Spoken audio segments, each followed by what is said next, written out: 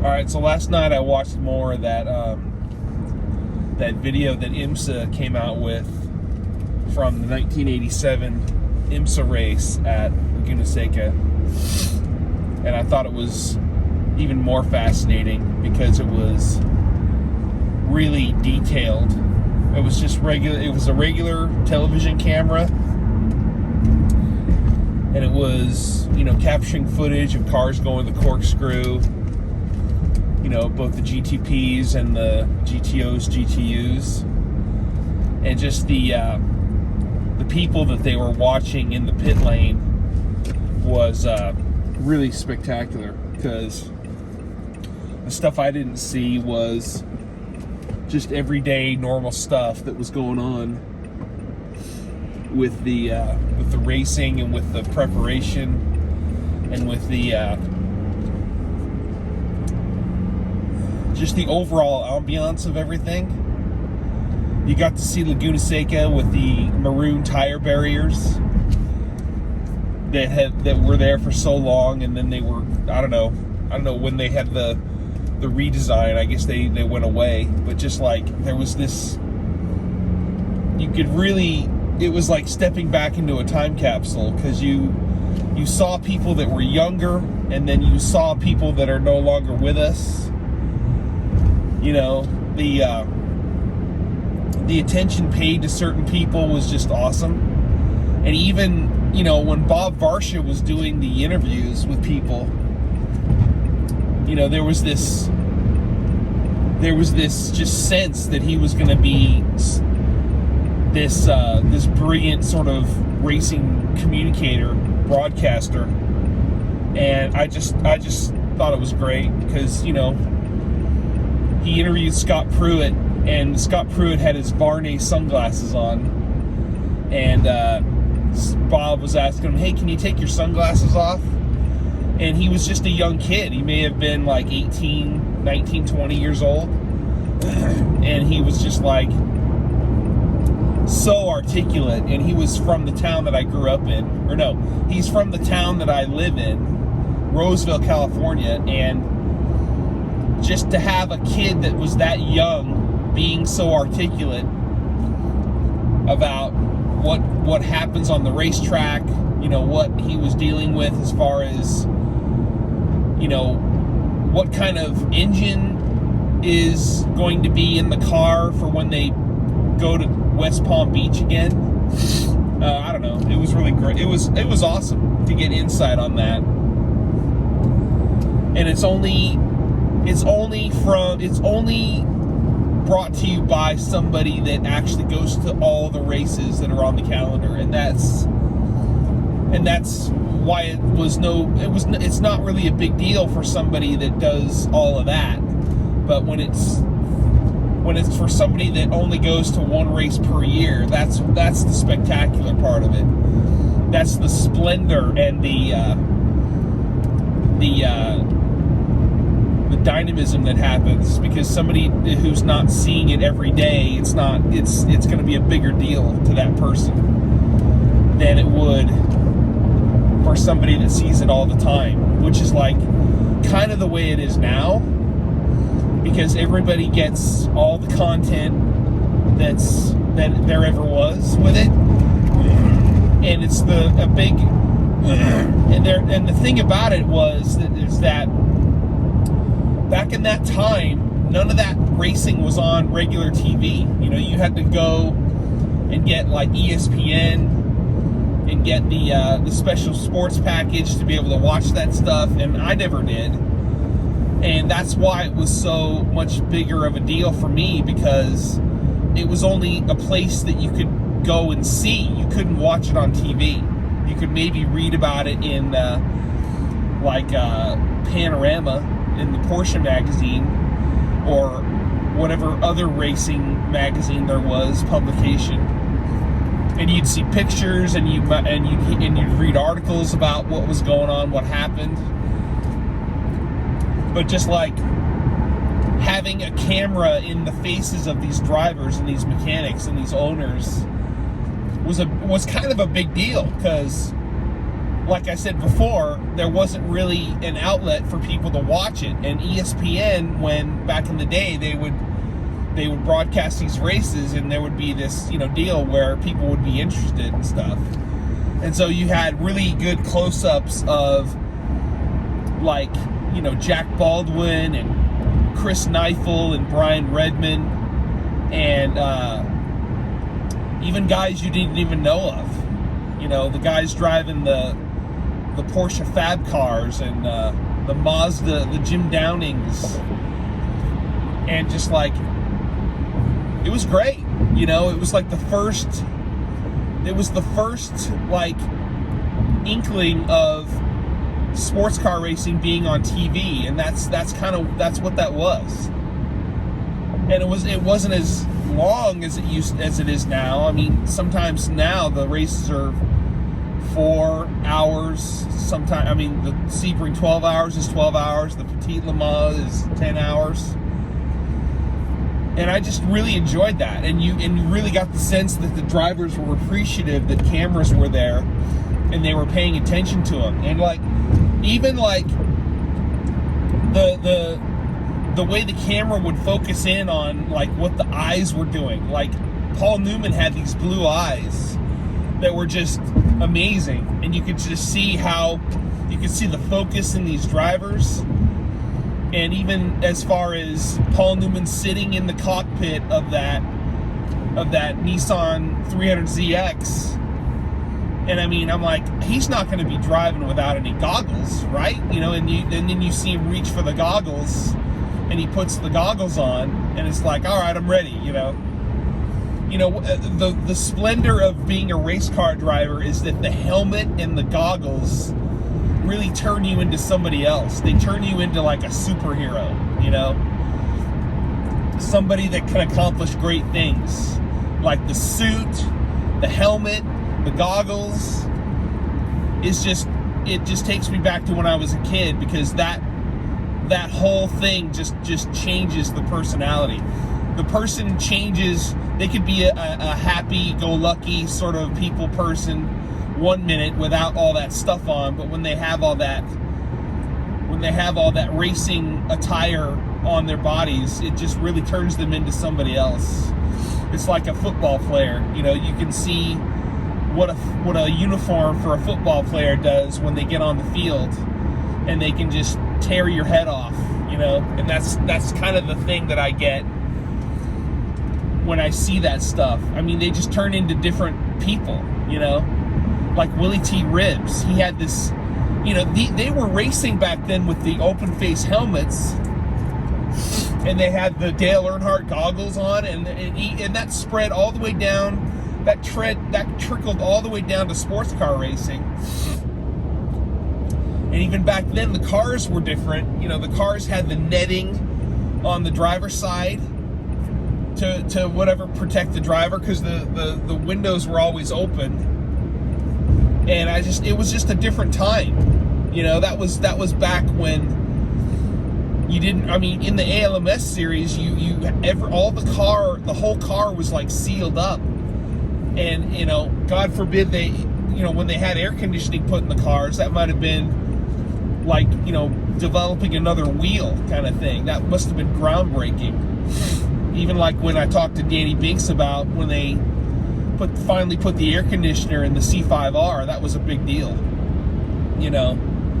So I don't know, just the time capsule of going back in time 38 years ago and seeing how these racers did their business on the track. It was just spectacular. And I was able to look up the cars in this event on the Racing Sports Car page. Is that what it was? The RacingSportsCar.com page, where they actually have a,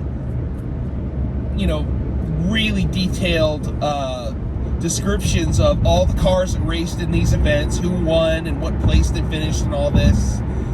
It was really crazy, really. And then a lot of them, there was a few cars that weren't really, on the page because they don't have pictures for them. But yet in this video, you got to see what the cars were, and you got to see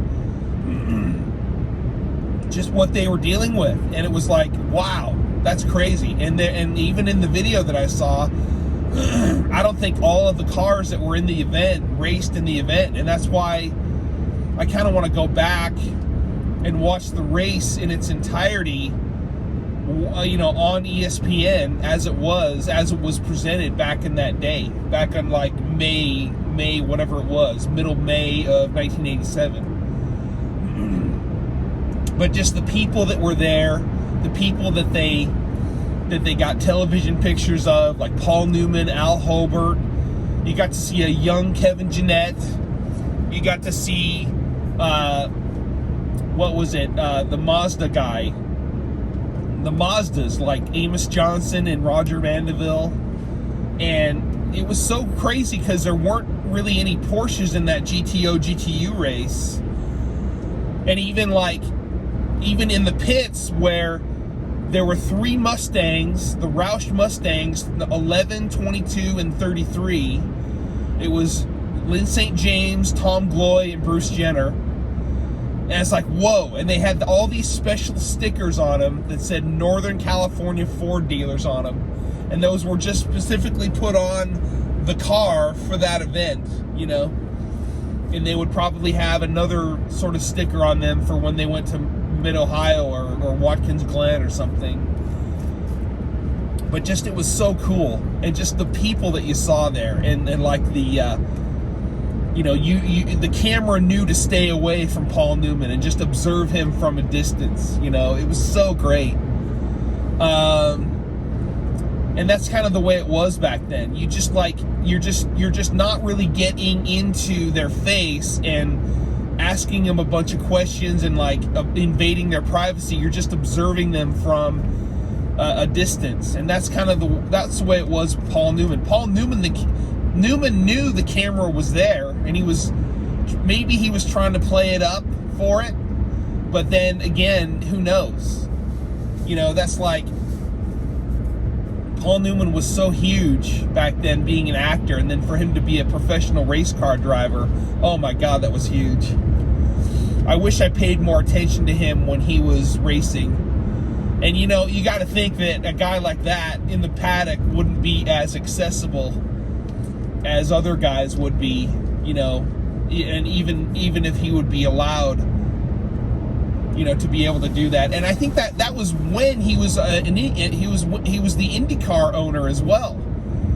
That was like the off weekend when he would be racing at his team was probably preparing at Indianapolis with Carl Haas and Paul Newman. They were getting ready for the Indy 500. That was the year that Mario Andretti, you know, he had the pole position and he led most of the race, and then his car died maybe 3/4 of the way through. And then Al Unser came from behind in an older 1-year-old Penske and won the whole thing. And that was such a big deal. You know, Paul Newman was doing this racing, you know, on the side as it pertained to his interest, you know, in you know, while the other team was doing their thing in Indianapolis, getting ready for the 500. It was like, oh my gosh. You know, it's the month of May, you know, that's the biggest like month of the year for racing, and Paul Newman is in California racing his Nissan for Bob Sharp, you know. It was like, oh my God.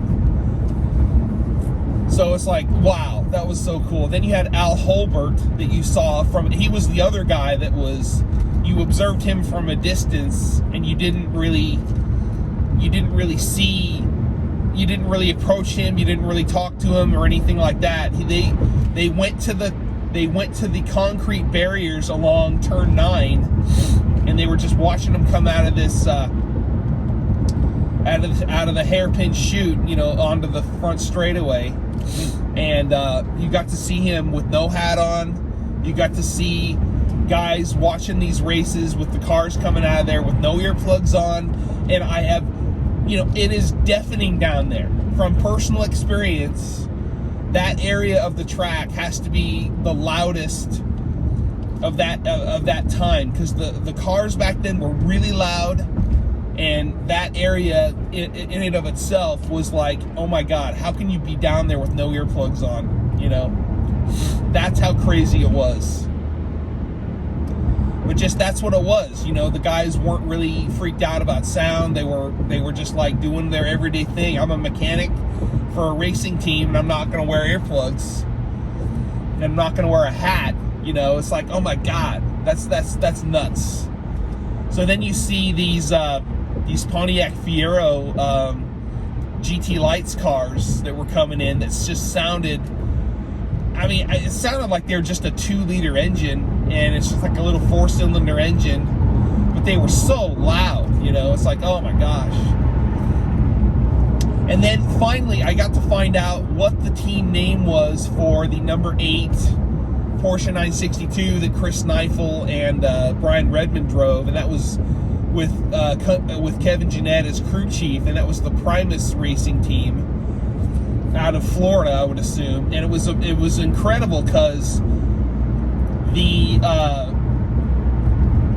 962 itself, I think they had a little bubble thing in there, a la, you know, kind of like a Dan Gurney bubble that they installed for Chris Neifel, because he was a big tall bloke, and he got in there, and he was the younger sort of junior driver to Brian Redmond, and that was the year after. I think Brian Redmond drove for Jaguar in 85 and I think 86, but then in 87 he drove for that 962 team. That might have been the only 962 he drove. I don't know, because I saw the race in 87 at Sears Point in July. No, it was August. It was August 3rd and 4th. The Ford California, Grand Prix, and that was the race that Bob Wallach had his big crash. And it was like, wow, you know, I didn't see any footage of Rob Dyson with his 962. I saw very little footage of the Jim Busby 962, and that was after Rick Newp left and he was doing NASCAR.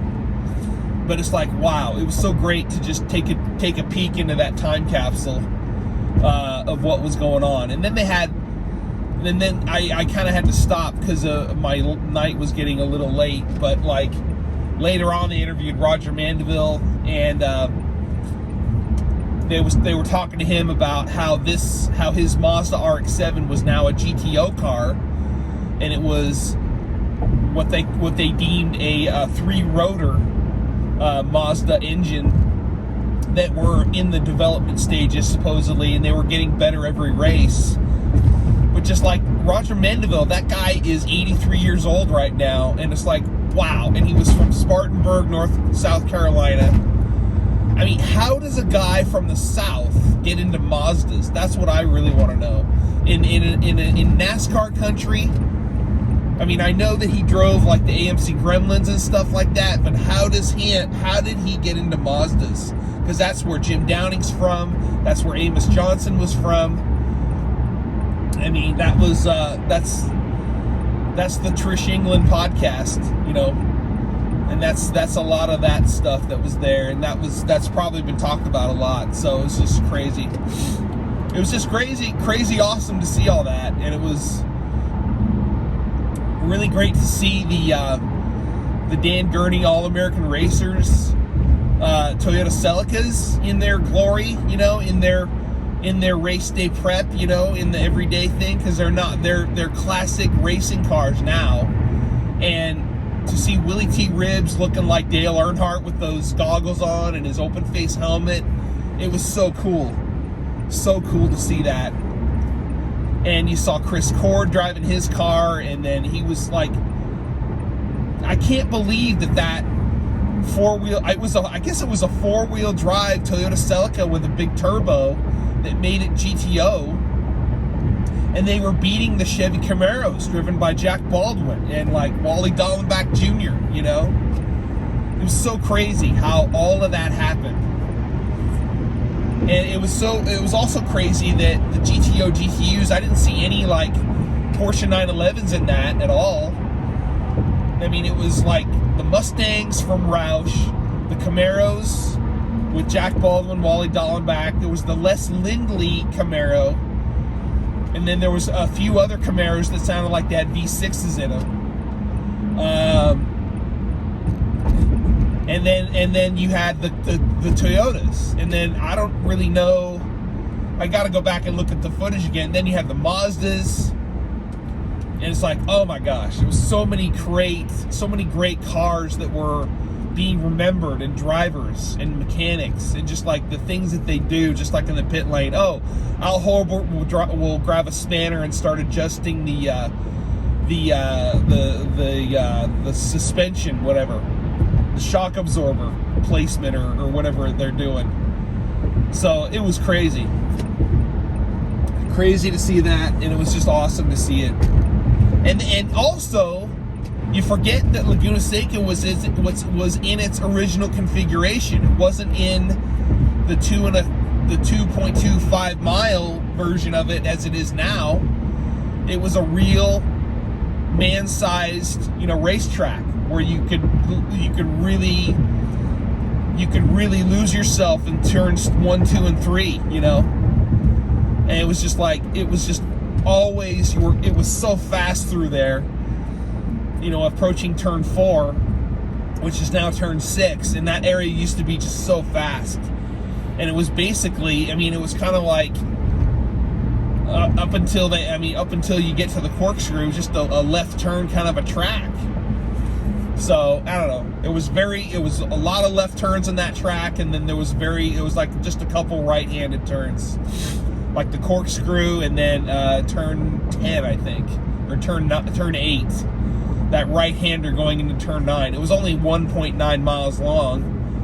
So it was crazy watching that. It was awesome watching that, and just to see all these folks in their younger selves. And it just takes me back to when I was a kid. I was only like, what? 87. How old was I? Oh man, I was like 13 years old, I think. 14, something like that. So that was when that sort of stuff was just mind-boggling to me, and I just loved it, and it really made me feel good to watch it. And the sound quality was really good. You had a little bit of wind at the corkscrew, but it was no big deal. You had all these cars were so loud going through there. So many, like, the Camo Lights cars were so loud. They were just 4-cylinder engines that had the straight pipes.